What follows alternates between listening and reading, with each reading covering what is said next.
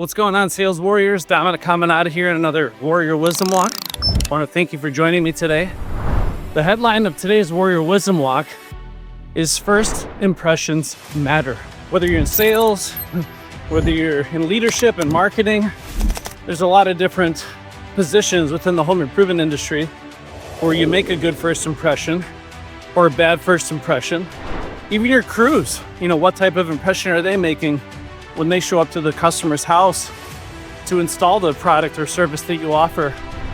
But I just want to talk about, if you're a sales warrior in the home improvement space, why first impressions matter so much, and just some little tips and pointers in order to maximize this crucial moment in a sales encounter. So at Grosso University, we define this as the introduction step. And the reason why is it's really the first time we're introducing ourselves, our company, our product, and our service to the prospect. Some people refer to this as the door approach, step one, the greeting, whatever it is. But you gotta understand that first impressions matter more than you can imagine. So how you show up to that appointment and how you first introduce yourself and greet that prospect can truly make or break your chances at closing that sale. Of course, in the concept of first impressions matter, before you even leave the house, how are you feeling? Did you have a good morning routine? And on this video, I'm not going to get in depth on our sales warrior morning routine. We have a lot of training on that I'll share later. But make sure you have a morning routine of success. Make sure you're well rested. Make sure you have a balanced breakfast. You're hydrated. Make sure you're dressed like a professional, a class act. Don't show up to the house dressed like a bum, stinking to high heaven with poor hygiene. You look all ratty like you haven't showered in weeks. Make sure you're well groomed, you're presentable. And the thing I always tell my salespeople to ask themselves, do I look and feel congruent to the quality I'm trying to portray to my client? If I want to be perceived as being of the top quality in my industry, whatever your product or service is, if I'm going to ask a premium, assuming I'm not competing on price, I'm competing on quality, exceptional value, given the 5-star white glove experience. Again, that's not what you say that matters, it's how they perceive what you're saying that matters. And so much of your outward appearance towards others determines how you're actually communicating to them. So make sure before you leave the house, you dress professional. We always think it's great to have either a polo or a long sleeve dress shirt, button-up shirt with your company logo on it, ideally tucked in. You can wear, some nice boots, so you're kind of a blend of like a professional bodybuilder, but I'd err on the side of dressing nice. Don't obviously show up to a house with a 3-piece suit, but I want that prospect to know that we are in the upper class of professionalism and quality in the industry. It makes a lot more of a difference than you can imagine. Now, of course, assuming I've had a good morning routine, I'm dressed to impress. Now, I just wanted to talk about why it's important that you're dressed well. 95% of their first impression on you as to who you are as a human being is based on how you're dressed. Which makes sense, right? Because clothes cover about 95% of your body. So that's why I want to make sure I'm being intentional about my outward appearance towards others. And of course, my mindset, my attitude. Make sure I do what's necessary to get into the right mental state on the way to my appointment. Maybe you watch these Warrior Wisdom Walks in order to get motivated before your first sales encounter, right? Or maybe you're listening to Tony Robbins, you're listening to Bob Proctor, you're listening to a lot of these good mindset motivational trainers that can get you in the right state. Because ultimately, how your mindset is programmed before you get to the house has a lot to do with your outward appearance towards others. So make sure you get in the right state. Now, of course, make sure you're on time for your appointment. So if I have a 10 a.m. appointment, I want to arrive near the appointment early. That way I can have a moment of reflection, visualization, maybe even meditation, kind of visualize the sale from A to Z. That way I already have positive mental momentum before I even knock on the door. It's almost like I've role-played this sales encounter in my mind at least once or twice. And it's amazing how much you visualize in advance comes to fruition when you actually knock on the door. So now, assuming I've done all that, you gotta understand that as soon as you drive up to the prospect's house, A lot of these people are watching you, waiting for you. That's why a lot of people even train, I know like in Cutco Knives, they train the salespeople as soon as they get out of the car to wave at the front door, even if they can't see the homeowner. Because you got to assume that they're watching and waiting for you.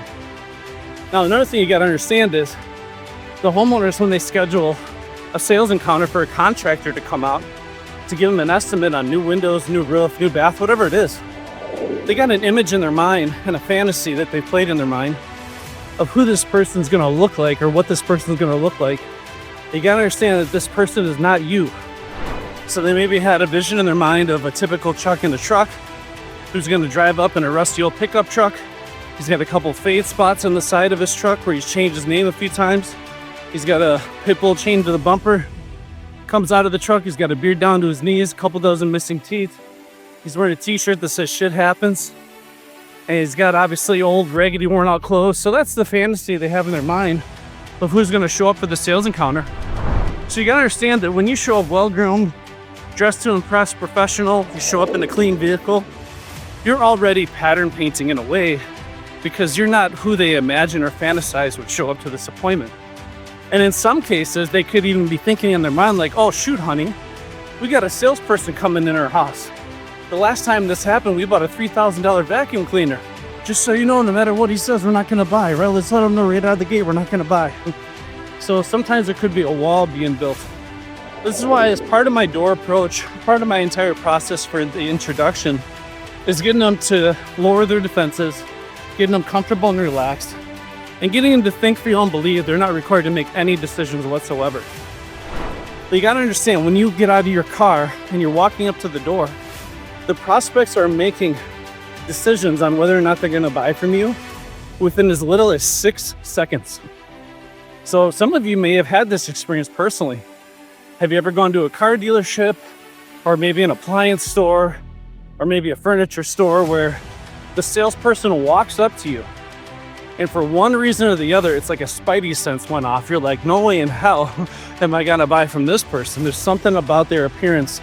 Maybe it's their facial expression, maybe it's how they're dressed. It just rubbed you the wrong way. So you've been guilty of that in your own life. Don't underestimate the power of that the prospects are also going through the same judgmental process. It's just human nature. We're very judgmental beings. Now, I want to talk about the Pygmalion effect, that life is a self-fulfilling prophecy. So the thoughts, feelings, and beliefs you have before you enter the house or before you walk up to the front door have an impact on your outward appearance towards others. So Rick Grosso, he said life's a self-fulfilling prophecy for a reason, and this is why. If I show up to a house and I have negative thoughts, feelings, and beliefs, maybe I'm prejudging the lead, maybe it's in a shitty neighborhood, or maybe I'm just in a slump and I just have this negative cloud of energy hovering over me. This is why in sales we say when you're hot, when you're not, you're not. If I have a negative mindset, that's going to have a negative impact on my level of confidence and my outward appearance towards others. It's actually creating a negative outward vibration of energy, which is emotion, energy and motion. That's actually making them feel a negative feeling towards me as a trusted advisor to take care of them. So my negative mindset negatively impacting my outward appearance, which is giving them negative vibes about me as a trusted advisor, and more often than not leads to a negative outcome. And this is why it's a downward spiral, because if when I get a negative outcome, that further reinforces my negative mindset. So how do you change that? You got to start off with positivity, right? That's why I said that what you listen to, how you get in the right state of mind before you lead is so important. Because if I can start this Pygmalion effect with a positive, optimistic outlook, that's going to have a positive influence on my outward appearance towards others. And it's going to give them positive vibrations, positive energy and motion, positive feelings towards me as a trusted advisor to take care of them, someone that's confident, courageous, trustworthy. And more often than not, it's going to lead to more positive outcomes in return. This is why sometimes salespeople can go on these hot streaks, right? Where they close 5, 6, 7, 10, 12 deals in a row. I had a salesperson once that closed 40 sales in a row. I think it's like a Guinness World Record. But when you get on a hot streak, your vibration of confidence and optimism and positivity is so strong We always defined it as who you are speaks so loudly I can't hear a word you're saying. People can feel that, they can sense that, they can see that with their eyes, right? So make sure, again, when I pull up to the house, I'm dressed professional, I'm walking up to the house, I have a positive outlook, positive mindset, and have a little pep in your step. If you're walking up to the front door, looking at the ground, dragging your feet, you're like, oh God, I stayed up way too late last night, I hope this is a no-show. Whatever it is, right? Figure out a way to get up, get excited. What did Lombardi say? You gotta be fired with enthusiasm or you'll be fired with enthusiasm, right? Not that I'm looking to overwhelm the prospect with energy and enthusiasm, but I want positive vibration. I want confident vibration. Energy and motion has to be contagious in a positive way, not negative, right? And that's gonna allow me to get more positive outcomes in return. So of course, when I greet the homeowner, we talked about the surefire method of building trust. You gotta smile, you gotta use their name, you gotta relax them, and you gotta maintain eye contact. So these are all the little things that make all the difference. What Rick always trained to me is the little things that'll make the little difference, they make all the difference. Even how you're shaking their hand. I go through training with my salespeople on how to do a proper handshake because this is all part of that first impression. So how do you shake someone's hand? So obviously you want a firm grip. You don't want to give a limp noodle handshake because that's really embarrassing for you and it shows a lack of trust, a lack of confidence. So a nice firm handshake. And the formula is I want to match what the prospect's giving me for strength on the handshake minus 1%. Because I don't want to overpower them because then they can see me as being threatening to them and their guard's going to go up. It's going to activate a potential fight or flight response. Whereas if I match what they're giving me, it shows that I'm confident, shows that I'm trustworthy, and minus 1%, I give them the perception of being in control. And this takes practice, right? Because if you shake the husband's hand, he's got a really firm handshake, and then you shake the wife's hand, it's not quite as powerful. I don't want to match equal pressure with both husband and wife and accidentally crush Mary's hand. That'd be really unprofessional, and that would start the thing off on the wrong foot. So first impressions matter. So the moment you wake up, make sure you have a good morning routine, set yourself up for success, get the right mindset, dress to impress. When you look good, you feel good, you sell good. Sales is a transference of feeling and energy. Make sure you show up on time. Make sure you have a positive outlook, positive mindset, and you're visualizing this positive outcome before you even walk up to the house, because that's going to have a positive impact on my outward appearance towards my prospects and be far more likely to give me a positive outcome in return. And first impressions matter. Smile. I'm going to use their name. I'm going to relax them. And I'm going to make sure to maintain strong eye contact.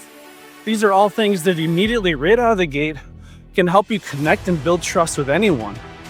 And we got extensive training on all these subject matters, but I just wanted to lay down this video really quickly, and I'll go more in depth on the introduction step on future warrior wisdom walks. But just know that as a sales warrior, you don't want to be rowing upstream in any form of the fashion. And one way that this happens all the time with salespeople is they wake up, roll out of bed, their morning routine's garbage, they're not getting the right mindset on the way to the appointment, they're not dressed to impress, they're not dressed like the quality they're trying to portray to their prospects. Maybe they don't have good hygiene, they're not well groomed. They walk up to the door half-heartedly, they don't have pep in their step. They don't maintain strong eye contact. They don't use the customer's name. They don't have a really good handshake. All these things compound and add up to you having a successful outcome, or you getting hit with an objection early on, or having the homeowners closed-minded throughout the entire sales process. So do not underestimate the power of a good first impression. And this is why you gotta understand that they're gonna make judgment on you within as little as 6 seconds, and that's constantly on repeat. And if you give them that one little reason to not like you and respect you, they'll take it and run with it. So I don't want to give them any ammunition against me in order to build trust with me and make a connection with me as a human being that truly and genuinely wants to take care of these homeowners and help them solve a problem. So just when you go to your appointments today and moving forward, really be intentional about your appearance and ask, okay, if I had me show up to my house and I saw myself for the first time, what would be my impression of how I look, how I'm conducting myself, how I'm carrying myself? How would I want myself to act and behave in order to feel confident enough to give you my hard-earned money to help me solve a problem? So all these things truly do matter. So make sure you get really dialed in on making a magnificent first impression moving forward, and you too can be a top performer in your chosen profession. So if you like this information, make sure you give it a thumbs up, comment, share with your friends. Any sales warrior you think needs to get a little bit more dialed in on making a good first impression. And I appreciate your time going on this walk with me. On behalf of the entire Grosso University team, yes, you are a closer.